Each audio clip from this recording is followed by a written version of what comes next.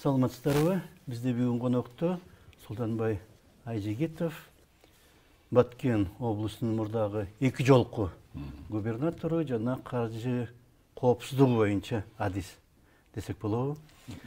Баткен маселеси аябай алыскы деп айтабыз дайым, жетишпейт деп, анан эл көчүп кетип атат ал жактан, мындай анткени жашоого көп ыңгайсыз деп, өндүрүш жок дегендей. Сиздер жаңы план түзүпсүңөр Баткен облусу үчүн кантип көтөрсө болот деп. Кандай эмне план, кандай негизги өзгөчөлүктөрү? Мен Баткен облусунун актуалдыгы эмне үчүн именно Баткен облусу деген жана биз түзгөн проект, өнүгүү проектisi бул жалпы эле Кыргызстандын өнүгүүсү боюнча. Причем болгондон ылдамдуу, ускоренный, ылдамдуу өнүгүү жөнүндө болгондо, но бирок азыр Баткен облусу эң актуалдуу болуп аткандыктан, ошондуктан пилоттук проект катары ошо именно биринчи Баткен облусуна эме кылып пилоттук катары ушуну ишке ашырып көрөлү деген ойду айтып аткым келет да. Себеби деген эмне үчүн Баткен облусу актуалдык? Себеби деген бүгүнкү күндө Кыргызстанда кандай коркунучтар турат? Именно коопсуздуктуу жагынан дагы именно Баткен облусунда Кыргызстанга коопсуздук жагынан коркунучтар көп. Анан кийин территориалдык бүтүндүгүбүзгө дагы коркунучтар именно Баткен облусунда болуп атат да. Ошондуктан Баткен облусунун экономикасыны, жашоо түркчүлүгүнө бар күч структураларын күчөтүш үчүн именно Баткен облусуну жөн эле өнүгүү эмес, ылдамдуу түрдө өнүгүү мындай талап болуп атат бүгүн. Ошого жараша ушул проектти биз мен немеге президентке презентовать еттим. Ал жерде, значит, совбез, председатель совбез болду, секретарь совбеза Марипов, кабинет министринин төрагасы Жапаров, анын заместители, анан ошол жерде өнүгүү жана анализ бөлүмүнүн башчысы. Ошол презентациядан кийин Садыр Нуркожоевич Жапаров бардыгына ошол жерде айрыкча Мариповго и Жапаровго, Акылбек Жапаровго тапшырма берди. Ушуну иштеп тез арада Баткен облусуна пилоттук проект катары ошол жерде ишке ашыргыла деген тапшырма берди. Ну, тилекке каршы уже 1 ай болду. Жакшы жылбай атат да ушул маселе. Ошондуктан мен бүгүнкү күндө кайрылып кетким келет сиздин эфириңиз менен пайдаланып. Садыр Нуркожоевич дагы бир жолу Садыр Нуркожоевич тапшырма берип койсо, ошону тездетип эме кылбасак, вакыт өтүп кетип атат. Бүгүнкү күндө эң мындайча айтканда баалуу ресурс бул вакыт болуп атат бүгүнкү күндө. Аны жоготпой 1 айдын ичинде аябай көп нерселерди жасап койсок болмок. Себеби деген бул проектти даярдык процесси где-то жарым жылдан 1 жылга чейин занимать этип калышы мүмкүн да. Но бирок эгер жакшы иштесе, бул проектти жарым жылда ишке ашыра баштаса болот да, даярдыкты көрүп. Эгер ошону даярдыкты көрүп ишке ашырганда, там 1 жылдан кийин эмес, ал эмес, ошол заматта ошол жердеги эл, Баткендин эли тирикчилиги жылдан жылга эмес, айдан айга оңолуп келатканын өзү сезет да. Дароо сезет, моментально сезет да. Ошондуктан муну көпкө созбой тезирээк ашырыш керек ошону. Биринчи каражат кайдан алыныш керек? Ал каражатты эмне үчүн Баткен облусуга деп эме кылганыбыз себебибиз еще ал булагы бар да. Бул проектти ишке ашырганга булагы бар. Бюджеттен уже Баткен облусунун өнүгүүсүнө 600 миллион сом бөлүнгөн. Ошол 600 миллион сомду ушул проект менен иштете турган болсок, биз биринчиден бул акчаны жөн эле 1 жылда, например, же 2 жылда жеп койбой, мектеп курдук, хал булдук. Ну, возможно, эгер эски эле принцип менен кете турган болсок, ошол 600 эмеге кандайдыр 5-6 бир ишкана ачса болот. Эмелерди жана жакай ишкерлер деп кредитовать деп, же болбосо бир мектеп-сектеп может куруп койсо болот. Может анча-мынча жолдордун болсо. Но бирок аны жок болот дагы ал акча. бирок өнүгүүсү да болбойт, элдин тирикчилиги деле особо эме болбойт, айлык маянасы көтөрүлбөйт, жумушчу жайлар особо пайда болбойт, ошондуктан ошол 600 миллион акча жөн эле жок болуп кетиши ыктымал да. Бир нерсе курулат, бирок акча жоголот. Акча жоголот. Сиз эмне Мен сунуш кылып сунуш кылып атам, 600 миллионду бир жумшап туруп, ошону айлантып, өзүнө өзү каржылай турган кылып, ошону кайра иштеткенге шарт түзгөн кантип проекти. кайра пайдаланса болот? Значит, бул кайра калдырганда мындайда себеби деген берде мындай. Мисалы, акчаны кайра иштетиш үчүн ал айланыш керек да экономикада. Акча экономикада айланыш үчүн биз өзүбүздүн өндүрүштү мындай развивать этишибиз керек. Өзүбүздүн товарларды иштетишибиз керек. Эгер өзүбүздүн товарларыбызды чыгарып, өзүбүздүн өндүрүштү эме кылсак, ошондо анан кийин акча бир товаропроизводителден экинчисиге өтүп, экинчиден үчүнчүсүгө өтүп, ошентип коомдун ичинде айланып жүрө берет. Экономиканын ичинде. Эгер бүт бардыгы өзүбүздүн өндүрүш болсо, өзүбүздүн товарлар болсо, ошондо анан кийин бир адамдын экинчи колуна өтүп эле акча ошентип айланып жүрүп өтөт да. Баары бир жанагыдай өндүрүш ишканаларын куруш керек да. Да, аны куруш керек. Бирок ошого жумшаш керек да, себеби деген бул идеянын эмеси мындай да, биринчиден. Негизгиси первую очередь биринчи кезекте элдин айлык маянасынын кирешесин көбөйтүш керек да. Бул таратып бересиңерби? Таратып беребиз. Ошону көбөйтүш керек дагы. Анан кийин ошол көбөйгөн акча көбөйгөндөн кийин, мындайча айтканда, анан ошол акчаны максаттуу түрдө только өзүбүздүн ата мекен өндүрүшү чыгарган товарларды гана сатып алганга жумшаш керек. Ал эмне өзүнчө акча болобу? Ал жок, өзүнчө акча болбойт. Бир Мерседес сатып алам десе, биздики эмес да ал. Ошого короп кетет да. Андай эмес, мисалы, ал мындай да, эгер жөн эле наличный колуна берип койсоңуз, конечно, өз билгенде иштетип жиберет. А эгерде карточкага, безналичный боло турган болсо, карточкага эме кылынат, ал карточканы только эмени сатып алганга иштетсе болот. Ата мекендик товарлары. Ата мекенин өндүргөн товарларга багыттап иштетсе болот. Себебиден башка нерсеге. Анда бул жана карточный система деген сыяктуу болуп калат. Карточка боюнча. Азыр деле бүт барды айлыктар карточкага түшүп атпайбы? Просто бул жерде эч кандай максаттуу эмес. Банковский карталар эмес. Бир кезде жанагы СССР учурунда дүкөндө байпак турса дагы байпакты сатып албайсың. Onun үчүн акчадан тышкары дагы бир уруксат керек болчу, карточка деген. Ал эми эски нерсе, кайтыштын кереги жок. СССРди вообще унутуш керек. Вообще ал болбогон нерсе, ал буну менен болбойт. Бүгүнкү күндө технологиялар ушундай өнүккөн. Мисалы, Америкада деле ошондой. Мисалы, азыр деле иштеп атат. Башка мамлекеттерде, айрыкча эмеде. Мисалы, эгер сиз, зарыгып калсаңыз, целевой жана социальный эмелер бар да, карточкалар бар. Сизге социальный эме берет, жардам берет. Мисалы, барсаңыз, студент болсоңуз, мисалы, стипендияңыз, мисалы, где-то бир жумага жетпей калды, же 10 күнгө жетпей калды. Сиз банкка барасыз дагы, мен студентмин, ушундай, мага 10 күнгө жетпей атат десеңиз, овердрафт дегендей үстүнөн сизге эме жазып берет. Беспроцентный кредит берет. Вот. Акча берет да, анан. Кредитный карта. Да, кредитный карта берет. Анан ал беспроцентный. Анын арасынан бирок аны менен только Америкадан чыккан товарларды только сатып алат. Ошондой чектөөсү барбы? Ошондой чектөөсү бар. Анан кийин супермаркетке кирсеңиз, ал картаны көрөт дагы, эмелерде баягы штрих. Муну алса болот, деген алса болбойт деген. Штриктер бар да. Только Американын эмес деген, Made in USA дегенди алсаңыз болот. Анан алат, эмени мындай кылганда эле уже өткөрсөңүз, уже ал товарга эме болбойт да. Өтпөйт ал. Ошондой система иштеп атпайбы бүгүнкү күндө. Бу жерде деле ошондой да. Ошондуктан бул эми максат, бул детальга кирип кетип атабыз. На самом деле механизм ошондой да. Акчанын элдин кирешесин көбөйтүп туруп, ошол кирешени максаттуу түрдө только биздин ата мекендик товарларга жумшап туруп, анан кийин ата мекендик товарларга жумшаганда, ата мекендик товарларга спрос көбөйөт. А спрос көбөйгөндө биздин ата мекендик товарды чыгарган бизнесмендер эмне кылат? Биринчиден караса спрос көбөйүп кетип атат. Значит, өсөт. Значит, биринчиден баягы складдагы запастарын чыгарат. Себеби спрос өсүп атат.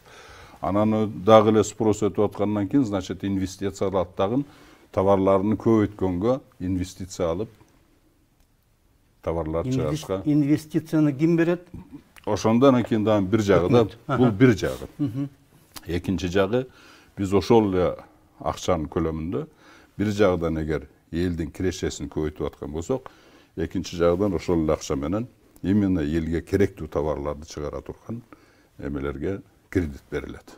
Вот. Анан бул жерде, конечно, баардык эле нерсени бүгүнкү күндө биз чыгарганга мүмкүнчүлүгүбүз жок да. Ошондуктан первоначально мындай өзүбүздө бар нерсеге жумшаш керек да. Первый очередь адамга эмне керек? Тамак аш керек. Тамак аш керек. Значит, ошол тамак аш менен байланыштуу өндүрүштү бардыгын өнүктүрө башташ керек да. Вот. Ошондуктан первый очередь биз ойлоп атабыз тамак ашка чыгара турган инвестиция бериш керек ошого. Экинчи жагы адам баласы кийиниш керек. Значит, кийим кече чыгарчу анда бизде бар ошону. Үчүнчүсү анан кийин үй болуш керек. Значит, үйдү курганга дагы ошону жумшаш керек да. Ошондо ошол биз көбөйткөн маяналары, кирешелери максаттуу түрдө биздин тамак аш чыгарчу өнүгүштүү тармакка жумшалат. Экинчиси кийим кече чыгарчу эмеге жумшалат. Үчүнчүсү үйдү курулуш эмеге жумшалат. Анан бул жерде эмне дегем келет? Себеби деген эмне үчүн именно ушул тармактарга? Себеби деген тамак ашты толугу менен өзүбүздөн чыгарсак болот. Тамак ашты да, мисалы. Ошо тамак ашты чыгарчу толугу менен заводдорду курса болот бизде. Экинчиси кийим чыгара турганды дагы биз 80% бардыгын болбосо дагы 80%-ини мисалы ошол кийим кеченин бардыгын өзүбүз чыгарсак болот. Ошол кийим кечеге керектүү материалдарды эмесинден чыгара турган болуш керек. Ал эми биздин строительствода эч жактан келбей бүт бардыгын өзүбүздөн чыксак болот да. Сырьёсу 90% өзүбүздөн чыгыш керек да, сырьёсу. Ошондо анан толугу менен. Ошол мүмкүнбү? Мүмкүн, конечно. Станоктор келиш керек. Бир линиялар, жанагы өндүрүш линиялары, жанагы курулуш үчүн жыгачты Россиядан алып атпайбызбы? Правильно, ал дагы туура. Анан бу жерде мындай да, өзүңөр жакшы билесиңер, производствода группа А деген бар, и группа Б деген бар. Группа А бул эмгек курал жарактарды чыгарган производство, өндүрүш, экинчиси сырьё материалдарды чыгарган өндүрүш. А группа Б деген бул адамдарга керектүү товарларды ошол чыгарган группа А чыгарган өндүрүш куралдарды, эмгек куралдарын жана сырьёлорду чыгардан колдонуп туруп, адамдарга керектүү товарларды, тамак аш, кийим кече, вообще эле бытовой ошо элге керектүү товарларды чыгарчу группа да бул. Ошондуктан бүгүнкү күндө, конечно, биз мисалы бүгүнкү күндө вообще биздин экономикабыз артта калган эмнеден билинип турат? Маркс да айткан, Кейнс да айткан, башкалар классиктер да айткан, адамдын коомунун өнүккөнүнү группа Адан бааласа болот деп. Курал, эмгек куралдарын чыгарган экономика ошол күчтүү экономика болуп эсептелет депчи.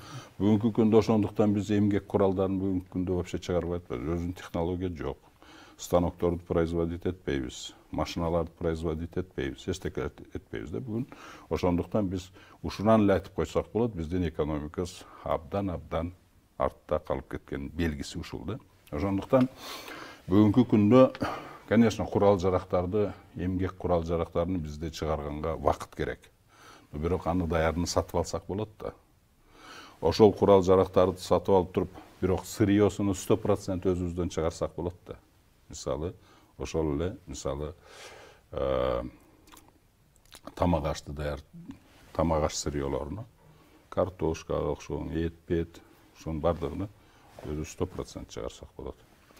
Кийим кечке кылганга жана материалдарды ийне, жип, андай тигиндей туудастандан өзүбүз максимальный 80-100 болбосо да 60% кечен 80% кечен өзүбүз чыгарсак болот сырьёсуну. Вот. Ал эми курулуш материалдарыны 90%ке чейин өзүбүз чыгарсак болот. Курулуш материал бардыгы эле бар да, топурак бар, таш деген бар, темир эмелер деген бар. Бардын сырьёсун өзүбүз чыгарсак болот. Темир кандай темир? Темир чыгарбайбыз го биз. Жок, темир зато бизде месторожденияларыбыз бар да. Кендерибиз бар. Аябай чоң нерсе. Аябай чоң нерсе да. Ошол да. Анан бирок чоң нерсе болгону менен биз биринчи кезекте бардыгы эле айтып атат да, бүгүнкү күндө мына асман деген шаарды курсак өнүгүп кетебиз дейт. Жанагы темир нарындагы жанагы жетим тооду темирин өндүрсөк сатып туруп жыргап кетебиз. Бул чисто сырьевой мышление да. Вот. А бүгүнкү күндө эмнени өнүктүрүш керек? Первый очередь адам баласынын аны менен эл жыргабайт да. Мисалы ошол эле асманды кура турган болсо кандайдыр бир отдельный байлар эле жыргайт. Калгандары мындай четте эле калып калат. Элге анча эле таасири болбойт жалпы Кыргызстан. Ошол эле, например, кумторду мына эме кылдык эле элге жалпы эме кылган жок да, бир 15 000 адам иштейт ошол жерде. Ошол эле көрүп атат. Калган эл мындай эле четте эле калып атпайбы? Ошол эле жетим тооду деле эме кылсак ошол эле болот эгер ошондой политика менен. А бүгүнкү күндө кантип эме элдин бардыгына жашоо деңгээлин көтөрүш үчүн группа Б өндүрүштү өнүктүрүш керек да. То есть биринчи кезекте керектүү нерсе, адам баласыга керектүү нерселерди чыгарып, ошол жагын өнүктүрө башташ керек да. А биздин Кыргызстанда первый очередь группа Б'ны кайсы жагын өнүктүрсө болот? Бүгүнкү күндө сырьёсун 100% өзүбүздөн чыгарган, бул тамак аш, бул кийим кече и курулуш. Тамак ашты биз дүкөндөн карасак, тамак аш деле 80% импорт болуп атпайбы? Бүгүнкү күндө ошондой болуп атат да. Себеби деген бул жерде дагы бир жагы бар да. Мисалы аны эме болбош үчүн айтып атпаймынбы? Мисалы бүгүнкү күндө ал мисалы ошону неге жасабай атабыз? Неге биздин өндүрүш өнбөй атат деген суроо болуп атат да. Бул жагы негизгиси жанагы денежно-кредитный финансовый системада жатат. Ошонун бечелдигинде болот, туура эместигинде болот. Мана бүгүнкү күндө мисалы кредит орто эсеп менен где-то 20-28%ке чейин. Пайызы, сүтү. Пайызы. А биздин өндүрүш, мисалы ошол эле тамак аш өндүрүшүндө рентабельности болгону эң көбү 12%. Өтүп кетсе 15%. Рентабельность 15% болсо, 20% неме болсо, сразу эчтеке курбайт да. Туурабы? Ошондуктан болуп атат. Экинчи жагы, мисалы депозитте банкка сиз акча салсаңыз, азыр 15%ке чейин берип атат. Депозит салсаңыз. 10-дон 15%ке чейин. Эң азы 8%. Ошондо мындай болуп атпайбы? Сизде акчаңыз болсо деле, сиз өндүрүшкө жумшабайсыз да. Өндүрүшкө жумшайсыз дагы болгону 12% киреше алып атасыз. Максимум. А бул жерде эчтеке кылбай эле банкка салып койсоңуз, 14-15% киреше алып эчтеке кылбай эле жата бересиз да. Туурабы? Ошондуктан акча бардыгы эмеге кетип атат. Банковский системага кетип атат. Мало того, баягы өндүрүштө иштеп аткандар деле кыйналып, эмесин көрбөй, анан кийин бизнесин жаап, акчасын чыгарып туруп банковский системага салып коюп атат. Ал эми банковский системага топтолгон акча бүгүнкү күндө азыр мен точно билбейм, жанагы 20-жылдарда жанагы банковский системага топтолгон акчалар күнүнө свободный резерв эч ким албаган, эч жака иштетилбеген акча 12 миллиардтан 16 миллиард сомго чейин турат. Эч кимге кереги жок, аны эчтеке иштебейт. Баары биригип банк системасындагы. Ошол жерде топтолуп калып атат да. Ошондуктан акча келип эле банковский система топтолуп калып атат дагы, айлангандын ордуна ошол жерде эле туруп калып атат дагы, айланбай туруп калып, акчалар туруп. Ошондуктан биздин экономикабыз өлүп атат. Себеби деген эгер акча айланбаса, пайызын азайтпайт. Жанагы топтоп калат. Азыр ошого жетебиз. Эгер акча айланбаса, мисалы акча айланбагандан кийин, мисалы менде акча жок болсо, мен сизден же картошка бирдекен сатып ала албаймын да. Значит, сиздин обмен уже токтоп калат да. коомдо жанагы товарды бири-бири менен обмен токтоп калат, акча жок болуп калса. Акча канчалык азайса, ошончолук обмен токтойт, ошончолук өндүрүш токтойт, ошончолук бүт бар жок кыскара баштайт, бүт барды азая баштайт, обращение азая баштайт да. Ошондуктан бул эмнени айтып отурат? 16 миллиард акча жөн эле жаткан болсо, ошол 16 миллиардка жакын бияк өндүрүш болбой калды да, күнүнө. Ойлонуп койсоңуз, бир жылда канча күн? 360 күн. Эми 16 миллиардты 365 күнгө көбөйтсөңүз канча акча болот? Ошончо акчага биздин экономикабыз токтоп калып атат. Ошончо акчага биздин продукциябыз чыкпай атат. Түшүнүп атасызбы?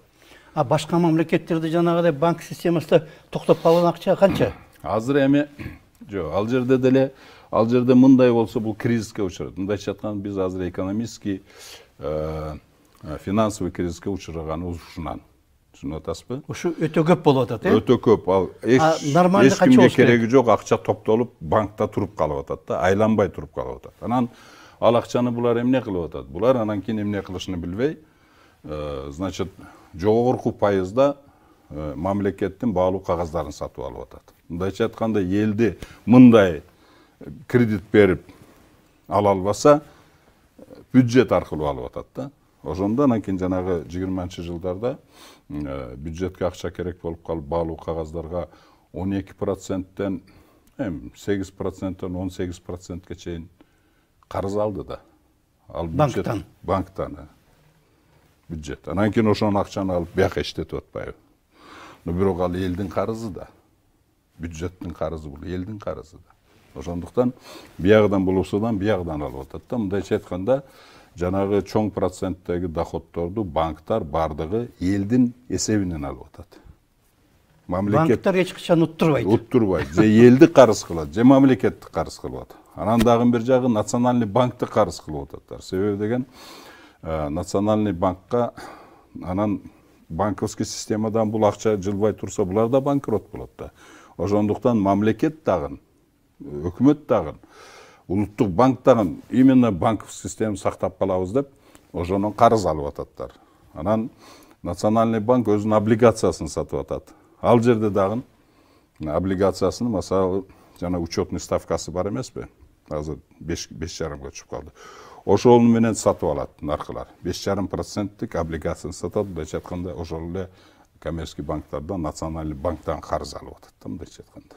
Түшүнүп атасызбы? Ошондуктан бул высокий процентти түшүргөндүн ордуна, жогору пайыз түшүргөндүн ордуна, жөн эле банковский система өлүп калбасын деп, бюджеттин атынан неме кылып атат. Жаппайбы андай банктарды? Анан жаап койсо анда бүт финанс системабыз токтоп калат. Жок, баары бир токтоп турат акча. Да. Анан азайтыш керек го. Жок, токтогону мен мындай да. Ошону мындай мамлекет карызга алып токтоп калбасын деп. Карызга алып, анан айлык майына кылып, тудасына кылып берип атат да. Ошондо акчаны жүгүртүп атат. Азайтсачы, жана 20 банктын ордуна 10 калтырып. Процентине. Туура. Эми бул мунун немеси эмне да? Мындай да. Чтобы акча кайра эл талап кылып алып иштетиш үчүн процентный ставканы түшүрүш керек да. Алар түшүрбөйт. Алар түшүрбөйт. Түшүрсө эмес азайып кетет деп түшүрбөйттөр. Ошондуктан акчаны аз кармап туруп, аз кылып туруп, процентini көтөргөн банковский системага выгодный да. Ошондуктан олар түшүргөнгө каршы банковский система. Ал эми экономика талап кылып атат, процентный ставканы түшүргүлө деп. Бизнес талап кылып атат, процентный ставканы түшүргүлө деп. Эл талап кылып атат, түшүргүлө. Мамлекет талап кылып атат, түшүргүлө. Алар түшүрбөйт. Алар түшүрбөйт. Понимаете? Ошондуктан биз мына проектти өз менен айтып атабыз. Ну хорошо, алар коммерческий частный акчалар экен түшүргүсү келбесе, анда биз могу пилотный проект менен мамлекеттин акчасына кредиттеп ошонун баарын мамлекеттин ушул пилотный проект ичинде түшүрөлү деп атабыз. Качан акча бизнес ала баштайт? Мисалы, эгер процентный ставкасы жок дегенде 8% болсо, то есть жанагы рентабельностьтен аз болуш керек. 12ден төмөн болуш керек. Төмөн болуш керек да. Ошондон анан кийин бизнес жанагы акчаны ала баштайт. А вообще идеале бүгүнкү күндө биздин бүгүнкү күндө рентабельность 12% болуп аткандан кийин жанагы процентный ставканы, кредитныйдын процентный ставкасын 4%тен ашырбаш керек. Ошондон кийин бизнес жанагы акчаны кредитке ала баштайт. Кредитке ала баштайт, там производство иштетет да. Түшүнүп атасызбы? Ошондо 4%га бир да банк бербейт да. Ал пайызга бербесе, біз жанагы 600 миллион Баткендин ичинде, пилоттун ичинде ошондой кылайык деп атабыз. Бир жагынан элдин маянасын көбөйтөбүз деп атабыз, анан максаттуу түрдө именно атамекендик товарларды алганга максаттуу түрдө жүрүшөк, бир жагы. А экинчи жагынан буларды ошол элге именно керектүү товарларды, биринчи очередь тамак аш, экинчиси кийим, жана үй туташларга, ошол бизнес кургандарга 4%тен ашпаган бул жактан ошол акчадан инвестиция беребиз деп атабыз. Ошондон кийин мындай болот. Булар акчаны алып инвестиция кылып туруп товарларды жөнөтөт, булар болсо акчаны берет. Ошондон кийин бул маяна көбөйгөн акча бизнестерге келет, булардын товары буларга элге кетет, анан жанагы өндүрүшкөн эметен кредитти 4% кредитini төгө баштайттар. Ошондон акча, мындайча айтканда, совокупный жалпы өндүрүүчүлөр менен жалпы потребительдердин ортосунда акча айлана баштайт дагы, өнүгө баштайт. Жок. Бир Баткен облусунда. Да. Анан бул система. Ошондо орто айлык канча болот? Жанагы биринчи элге акча бериш керекпиз деп атпайсыңбы? Анан азыр сатып алыш үчүн. Биз ошону кылыш үчүн, например, мындай деп атабыз да, проект боюнча первую очередь ошол элдин кирешеси көбөйүш үчүн жанагы минимальный пособиялары бар эмеспи? Ошолорду ар жыл 1000 сомго көбөйтөлү деп атабыз. Пенсионерлердин пенсиясын ар жыл 1,5 сомго көбөйтөлү деп атабыз. Ар жыл. А канча жылга? 5 жылдын ичинде биз эмеге чыгышыбыз керек. Айлыктарды жылын 5000 сомго көбөйтөлү деп атабыз. Ар жыл сайын. Ар жыл сайын. Ошондо 5 жылдын ичинде эмелердин минимальный пособие алгандар 5000ге көбөйөт экен. Пенсионерлердики 7500ге көбөйөт сразу. А берки айлык алгандардыкы 25000ге көбөйүп атат да. Ошондо орто айлык азыр 18000би? 18000 болсо 25000 кошсо 45000 сомго чейин чыгарса болот да 5 жылдын ичинде. Да, 5 жылдын ичинде чыгарса болот. Ошентип, анан ошол көбөйгөн акчалардын бардыгын максаттуу түрдө только биздин товарларды алганга жумшаш керек. Ошондон кийин биздин товарларга спрос көбөйөт. Значит, биздин бизнесмендер дагы буягыдан биз эгер инвестиция бере турган болсок, алар элге керектүү товарлардын баарын чыгара баштайт. Ошондон кийин компенсация. А ошо ишканалар жетиштүүбү ошо чыгара турган? Азыр. Бүгүнкү күндө эми аларды куруш керек болсо, жок, азыр мындай да. Да каражат керек да. Азыр мындай да. Бүгүнкү күндө мисалы биринчи кезекте мисалы айлык маянасыны, пособияны 1000 сомго көбөйтөлдү эле. Айлыкты пенсияны 1,5 айлыкты 5000ге. Ал тамак ашык эле кетип калат да. Туура? Ар айда 5000 тамак ашыга жөн эле кетет. Туура? Ошондуктан первый очередь тамак ашка жумшаш керек да муну. Первый очередь. Ошол ишканалары барбы ошо? Ишканалар бүгүнкү күндө мисалы акчаны дагы мындай көбөйтүш керек да. Мисалы Баткен облусунда мисалы жылың мисалы 5 миллиард сомдук, 1 миллиард сомдук эмеге тамак аш чыгып аткан болсо, тамак аш бүгүнкү күндө. Эми ашыкчасы да мисалы. Значит, 1 миллиард сомдук көбөйтүш керек да. Элдин кирешеси. Жалпы.